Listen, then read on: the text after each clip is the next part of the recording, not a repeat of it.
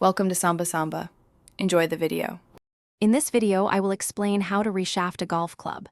First, gather all your necessary tools, including a heat gun, a shaft extractor, and two-part epoxy. Always ensure your workspace is well ventilated and protected.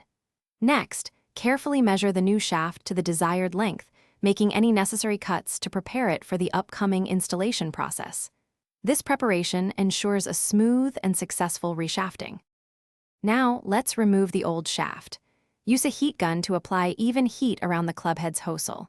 This softens the epoxy bond. Once heated, carefully use a shaft extractor tool to gently pull the old shaft free from the clubhead.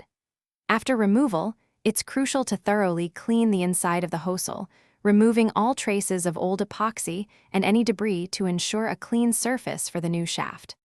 With the old shaft removed, it's time to prepare for the new one. Lightly abrade the tip of your new shaft with sandpaper. This creates a rough surface, which is essential for the epoxy to bond effectively. Next, carefully mix your two-part epoxy, following the manufacturer's specific instructions for the correct ratio.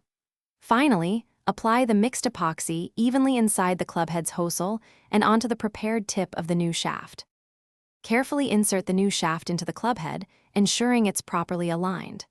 Once seated, allow the epoxy to cure completely, which typically takes about 24 hours for maximum strength. While you wait, check the description for deals on golf equipment and other great products.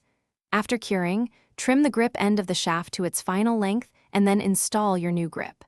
This final step gives your club a fresh, ready-to-play feel. Thanks for watching. Consider subscribing if we helped you.